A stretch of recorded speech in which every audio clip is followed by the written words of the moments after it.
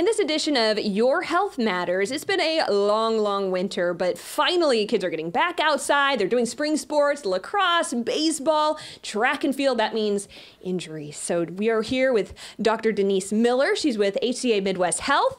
So first of all, kind of talk a little bit about how often you see these young athletes in the ER. You know, it's probably more often than you would think. Nationally, about every 25 seconds, or that's 1.35 million visits a year. And here in the Kansas City area, HCA, we see thousands of kids, many of them with sports-related injuries. And what are some of the most common injuries that you see for young athletes? Well, there are unfortunately the more severe ones, concussions and broken bones, but those aren't the most common. Most common would have to do with muscle strains, sprains, ACL tears, joints, just small things where they're doing stuff that they're not used to, or they're overusing muscles, and those things get injured.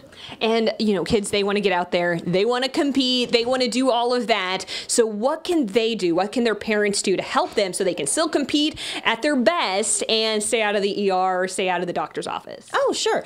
Well, you know, a lot of times kids are competing at such a young age, and it's really important not to force them too much. They're doing these intense exercises, and their bones and muscles are still growing, so they need time to recuperate.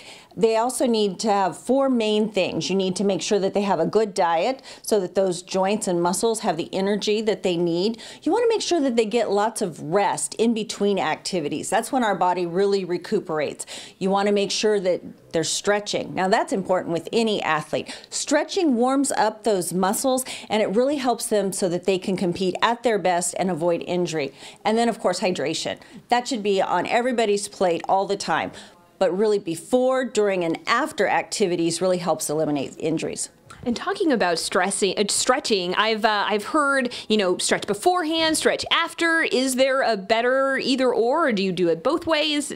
What's the best? To avoid injury, you really want to stretch before. Those joints, ligaments, tendons, they're a little bit tight, and especially like we said in kids, if their bones are growing faster than their ligaments and tendons, they tend to get tight.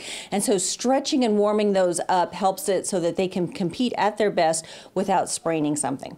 Okay, so as a parent, you're watching your kid, they get hurt. What are some of the signs, hey, I need to take them to the doctor or I need to take them to the ER? What are some signs to look for? Sure. Well, if the kid is injured, obviously if there's a deformity, you want to bring them in. Or any kind of head injury where there's a loss of consciousness, you want to make sure the physician sees them.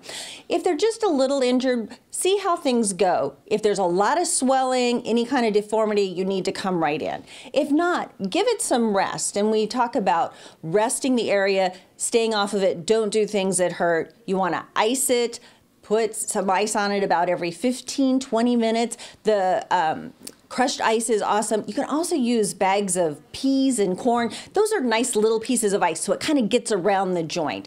Then you can rest it, elevate it. You want to keep it up higher than your heart. And compression. Put like a stocking on it or one of those ACE wraps.